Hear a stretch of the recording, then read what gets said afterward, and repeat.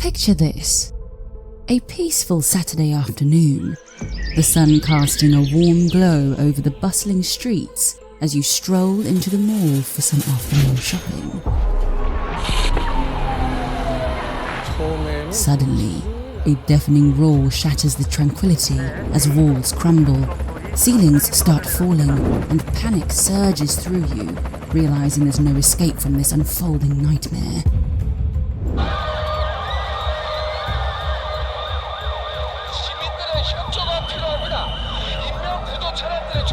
Well, back in 1995, this was the scenario for shoppers at Sampoong, a famous high-end luxury department store that collapsed, taking the lives of 502 individuals and injuring many others. What events could have led to such a tragedy, and what was responsible for the largest peacetime disaster in South Korean history? Before the Korean War in the 1950s, South Korea was a developing country whose economy was primarily agrarian, and the country faced significant challenges, including poverty, underdevelopment, and political instability. The wars didn't help matters, resulting in widespread destruction, loss of life, and economic difficulties. It was a tough period for South Korea and its citizens.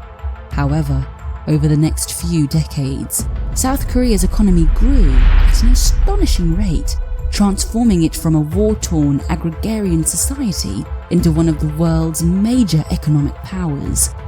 South Korea's post-war economic transformation, only referred to as the Miracle on Han River, was primarily driven by key initiatives implemented before 1980.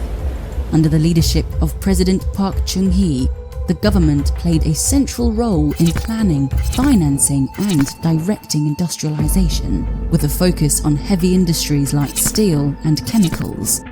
Additionally, South Korea adopted an export-orientated growth strategy, emphasizing the production of goods for international markets. Large family-owned conglomerates, known as chaebols, including Samsung and Hyundai, played a pivotal role by expanding rapidly and becoming global industry leaders. Foreign aid and investment, particularly from the United States, also played a part in supporting South Korea's economic recovery and transformation into a first-world nation. By the early 1980s, South Korea's capital city, Seoul, was selected to host the 1988 Summer Olympics. This was the major highlight of the country's impressive progress. Following this booming economic period, construction and retail firms expanded aggressively, willing to take any measures to keep up with the economic explosions. And because of bans against international construction contractors signing contracts for projects in Seoul at the time, almost all buildings were being erected by South Korean companies who, due to the heavy workload on them, made these constructions as quickly as possible, willing to neglect certain procedures. The initial idea for the Sampoong department store was a 4-story apartment building, and the Woosung Construction Company was hired for the project. However, midway through the project, Lee Jun, the leader of the Sampoong Group construction division, made a significant change in direction. The original plans for an apartment complex were completely changed, and instead, the invention was to create South Korea's largest and most luxurious department stores. To change the building's purpose, however, Lee had to make extensive changes to the design itself. This included modifying the size and number of support beams to make space for escalators and other features.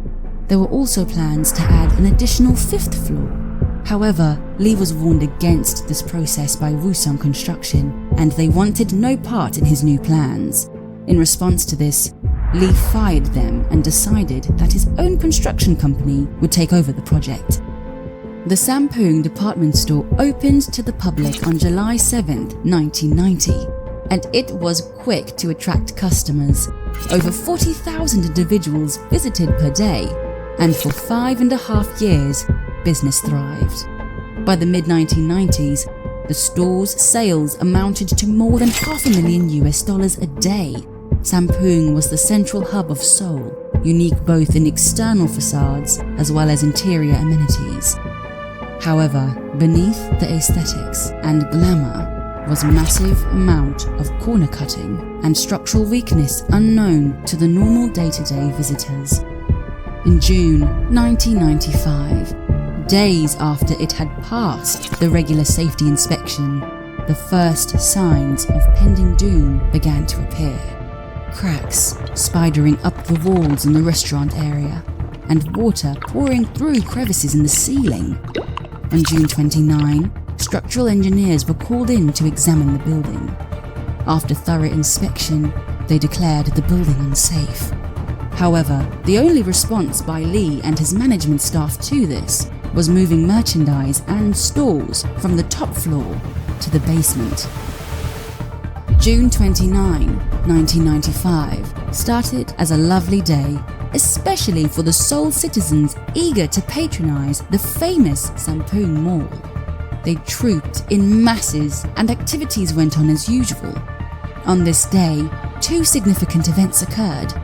First, due to a concerning increase in the number and size of cracks, the decision was made to turn off the air conditioning units and block access to the 5th floor for customers.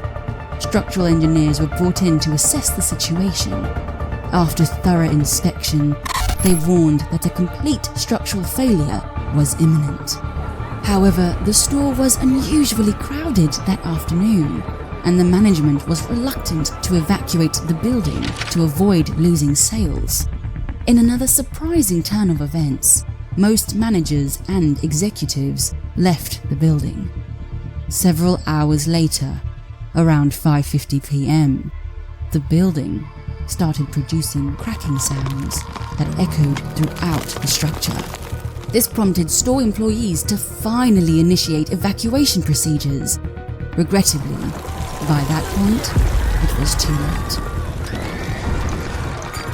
The air conditioning units collapsed through the compromised roof of the 5th floor, causing the already stressed support columns to collapse, leading each floor to collapse onto the one beneath it. Chaos took over. Screams echoing through the air and bodies colliding as shoppers desperately fought for their lives. A lady stood there, watching in horror as a middle-aged man next to her was crushed to death.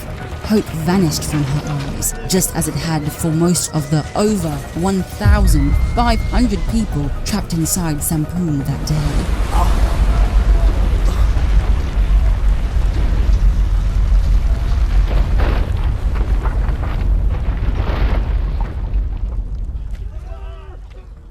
Rescue teams arrived at the disaster site within minutes after it happened. They brought cranes and heavy equipment the next day.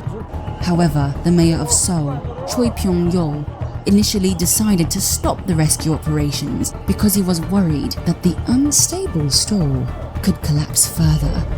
This decision led to massive protests, especially from friends and relatives of those still missing, and eventually the search for survivors continued while stabilizing the store using guy cables. Against all odds, 3 individuals were rescued.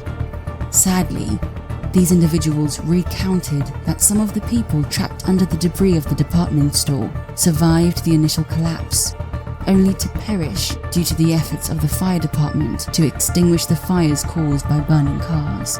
Over 500 individuals lost their lives, and numerous others sustained injuries in the disaster. The disaster also resulted in property damage totaling approximately $216 million at the time.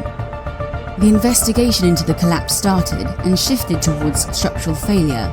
The Sampoong department store was designed using a flat slab approach, which means that the building lacked a steel frame or steel beams that would have provided better support for carrying weight. Instead, each floor was held up by concrete columns. Unfortunately, Sampoong made use of lower quality steel reinforcing rods during construction, which were thinner than what the law required. As construction progressed, Lee also transformed the original planned 5th floor skating rink into a collection of restaurants.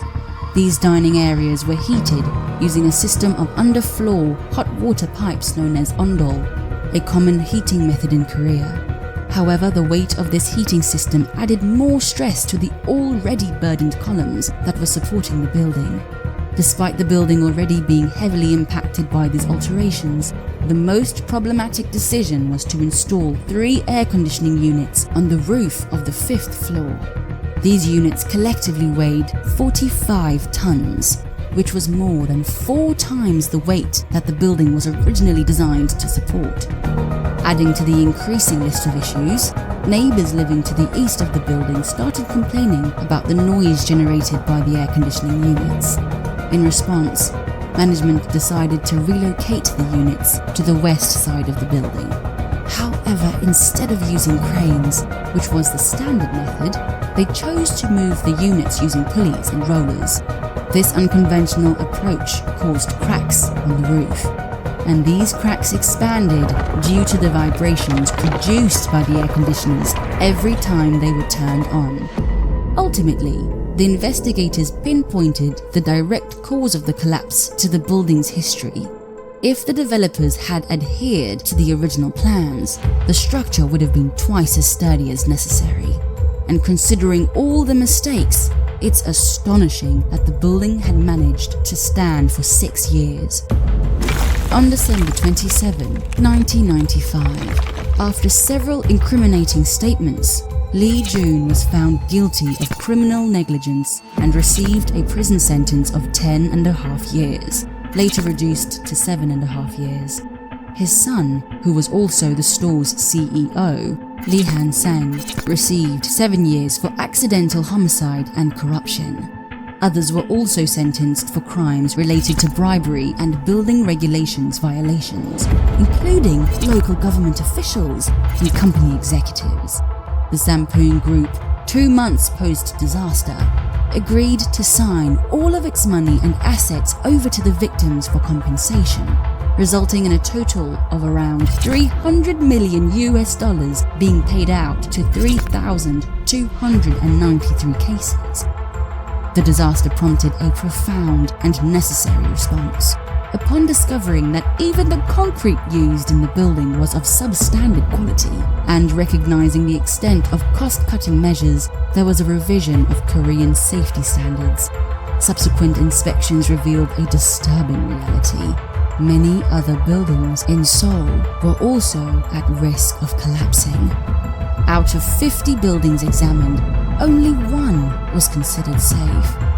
Greed, corruption, and a lack of serious law enforcement resulted in a tragedy that could have been avoided. Lee and his team undoubtedly became the most reviled man in South Korea's history, not just for their actions, but for the disgraceful strain they represented in the country's modern history. Due to their actions and inactions, families never got to see their loved ones again, and children who only wanted to have the great experience of shopping with their parents at the prestigious mall never returned home. Find this narrative fascinating? Subscribe to see more like this, and don't hesitate to click on the next video.